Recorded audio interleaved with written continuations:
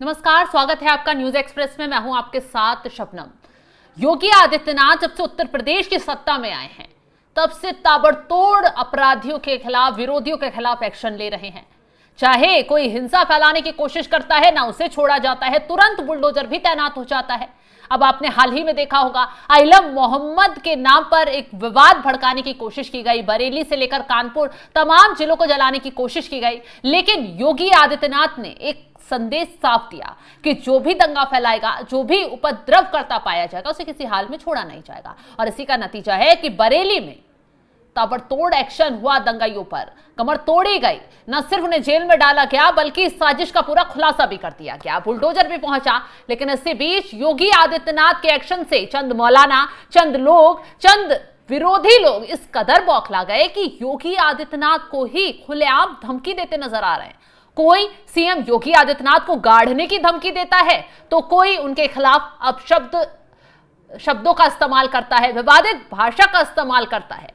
अब एक हाल ही में लड़की का बयान वायरल हो रहा है जो सीएम योगी आदित्यनाथ के खिलाफ आपत्तिजनक शब्दों का इस्तेमाल करती नजर आई। लेकिन इससे बीच सुल्तानपुर से एक बेहद चौंकाने वाला मामला सामने आ गया। जो तस्वीरें हम आपको दिखा रहे हैं वे सुल्तानपुर के एक सरकारी अस्पताल की तस्वीरें हैं और आम आदमी पार्टी के कार्यकर्ता खड़े होकर अस्पताल के कुछ जो अफसर अधिकारी हैं उनसे बातचीत करते हुए नजर आ रहे हैं। इसी दौरान एक सरकारी अधिकारी यानी अस्पताल के सीएमएस ने योगी आदित्यनाथ के खिलाफ, योगी सरकार के खिलाफ ऐसा बयान दे दिया जिससे न सिर्फ योगी की पुलिस ने उन्हें सबक सिखाया बल्कि तुरंत निलंबित भी कर दिया गया। दरअसल ये सीएमएस कहते नजर आ रहे हैं आम आदमी पार्टी के कार्यकर्ताओं से कि आप हमारी क्यों अर्थी निकालेंगे, आप क्यों किसी भी अस्पताल के अधिकारी की अर्थी निकालेंगे? अर्थी निकालनी है तो सरकार की निकालिए, योगी आदित्यनाथ जी की अर्थी निकालिए। बस यही बयान जैसे ही वायरल हुआ, सीएमएस पर आफत ही टूट पड़ी। ना सिर्फ उन्हें निलंबित कर दिया गया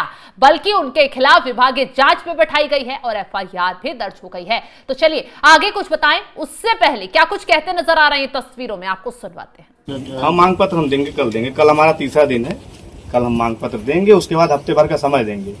फिर सीएमएस साहब का, सीएमओ साहब की एक अर्थी निकाल लेंगे हम लोग यहाँ से, एक अर्थी निकाल लेंगे, उसको पूरे बिरसिंहपुर क्षेत्र में लेकर जाएंगे। बता सीएमएस और सीएमओ के बस में नहीं है। मैं, अरे मेरी पूरी बात तो सुनिए सर, इसीलिए मैंने कहा कि इस अस्पताल के जिम्मेदार सीएमएस की क्यों निकालेंगे, सरकार की निकालेंगे। मैं, अरे मेरी पहली बात तो सुनिए सर, योगी जी की निकालेंगे। मेरी बात सुनिए सर, मेरी बात सुनिए सर, मेरी बात सुनिए, देखिए मेरी बात सुनिए, मेरी बात। हम लोग तो केवल इस अस्पताल के गार्जियन आप हैं ना? गार्जियन तो है। इस अस्पताल के गार्जियन आप है। 17 में से 13 या 17 डॉक्टर में से मैं कल गया, डॉक्टर नहीं है। एक मिनट सुन तो लीजिए सर, 13 जो भी नियुक्त होंगे यहाँ पे, मुश्किल से 2 से 3 डॉक्टर थे कल जब मैं आया हूँ। जब एक कोई ड्यूटी होती है मैं ये सब, इसीलिए मैं सीएमओ को चाह रहा हूँ ना। आप कह रहे हैं भाई मैं इस अस्पताल का सीएमएस हूँ, बस सीएमओ साहब तो सुल्तानपुर में, इसीलिए तो मैं उनको यहाँ चाह रहा हूँ। ड्यूटी कौन अलॉट करता है उनको 20 जगहों पे? जब यहाँ पे 13 डॉक्टरों की नियुक्ति है तो सीएमओ साहब ही तो जिम्मेदार हैं। कौन उनको यहाँ से भेजता है किसी और अस्पताल में? ये यहाँ गया था, जहाँ से भी आया, आपसे बड़े तो अधिकारी सीएमओ साहब है ना, उनसे बड़ा कोई और होगा। तो अगर वो लायबल पर्सन है तो कहाँ गायब है? हम तो अभी उनका लापता का वो लगवाएंगे पोस्टर पूरे बिरसिंहपुर क्षेत्र में। जो 13 डॉक्टरों की नियुक्ति है जो नहीं आ रहे हैं ड्यूटी पे, तो कल हम आपको देते हैं सर वो। तो सुन लिया आपने कैसे सीएमएस साहब योगी आदित्यनाथ के खिलाफ ही सरकारी पद पर बैठकर सरकार के खिलाफ ही जहर उगलते हुए नजर आ रहे हैं। हालांकि जब इन पर एक्शन होता है तो कहते हैं मेरे खिलाफ कार्रवाई जो है वो साजिशन की जा रही है। अब ग्राफिक्स के जरिए आपको पूरा डिटेल से बताते हैं क्या कुछ कार्रवाई हुई है। सुल्तानपुर के बीरसिंहपुर अस्पताल के प्रभारी सीएमएस डॉक्टर भास्कर प्रसाद पर बड़ी कार्रवाई हुई है।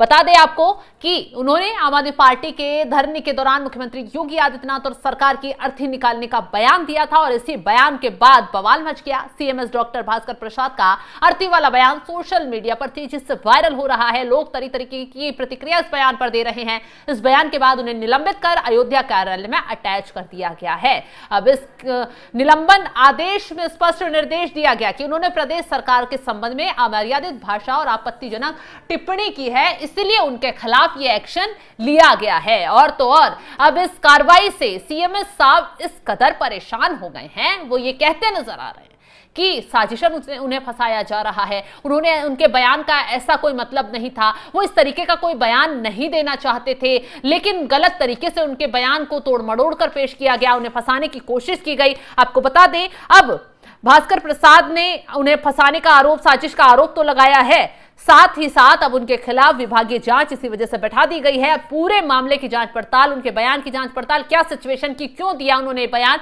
क्या आखिर कहना चाहते थे, उसकी जांच पड़ताल बारीकी से की जा रही है।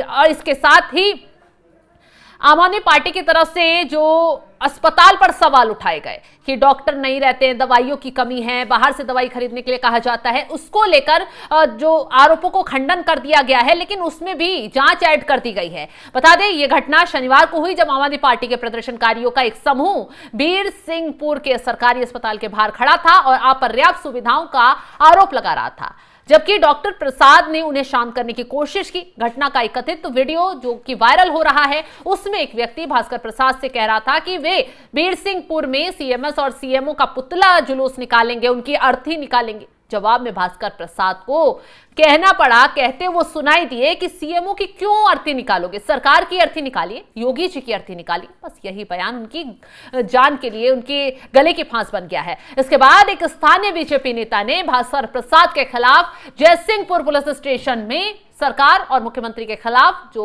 उन्होंने अपमानजनक भाषा का इस्तेमाल किया, मामला दर्ज कराया है। बीएनएस की संबंधित धाराओं के तहत इस मामले में केस दर्ज किया गया है। हालांकि डॉक्टर भास्कर प्रसाद ने कहा है कि उन्होंने कुछ गलत या अभद्र भाषा का इस्तेमाल नहीं किया है। उन्होंने पिछले 3 सालों में मेरी पत्नी और मेरे, सफाई देते हुए कह रहे हैं कि पिछले 3 सालों में मेरी पत्नी सहित मेरे कुछ करीबी परिवार के सदस्यों का निधन हो गया और मैं तब से परेशान हो गया हूं। जब उन्होंने अर्थी शब्द का इस्तेमाल किया तो मेरा अंतिम संस्कार करने के लिए कहा तो मैं थोड़ा सा परेशान इस बात से और ज्यादा हो गया। मैंने बस यही कहा कि वो मेरा जुलूस क्यों निकालेंगे, उन्हें सरकार के खिलाफ जुलूस निकालना चाहिए। किसी ने वीडियो बना लिया, स्थानीय विधायक राज प्रसाद उपाध्याय ने उसे प्रसारित कर दिया और डीएम, सीएमओ, अयोध्या के अतिरिक्त निदेशक और डीजी को वो वीडियो शेयर कर दिया। अब कह रहे हैं कि मैं जल्द ही अदालत का दरवाजा खटखटाऊंगा, अपने ऊपर लगे आरोपों को और उनके निलंबन को राहत के लिए मांग करूंगा।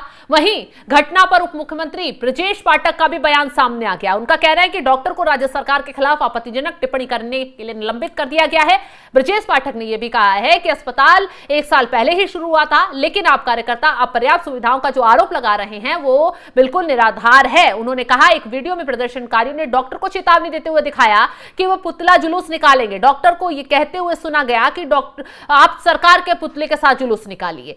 इस ग्रामीण इलाके के अस्पताल में बहुत अच्छी सुविधाएं उपलब्ध हैं, सभी जरूरतों को पूरा करने में समय लगता है। इस मामले पर बीजेपी के जो सुल्तानपुर जिला अध्यक्ष हैं सुशील त्रिपाठी ने बताया है कि वीडियो देखने के बाद तुरंत इस मामले को जिला प्रशासन, संगठन के वरिष्ठ नेताओं के सामने उठाया गया और उसके बाद उनके खिलाफ कार्रवाई की गई है। तो योगी आदित्यनाथ के खिलाफ बयान देना सीएमएस को कितना महंगा पड़ गया, ये हमने आपको डिटेल से बताया। न सिर्फ उन्हें निलंबित कर दिया गया है बल्कि एफआईआर भी दर्ज की गई है। अब इस मामले में क्या उनकी गिरफ्तारी होती है, विभागीय जांच में क्या कुछ निकलकर सामने आता है, खैर ये तो देखने वाली बात होगी। लेकिन सीएमएस साहब की मुश्किलें जरूर बढ़ गई हैं। फिलहाल इस खबर को लेकर आप क्या राय रखते हैं, कमेंट बॉक्स में जरूर बताइए। तमाम बड़ी खबरों की अपडेट के लिए आप हमारे साथ जुड़े रहें। नमस्कार।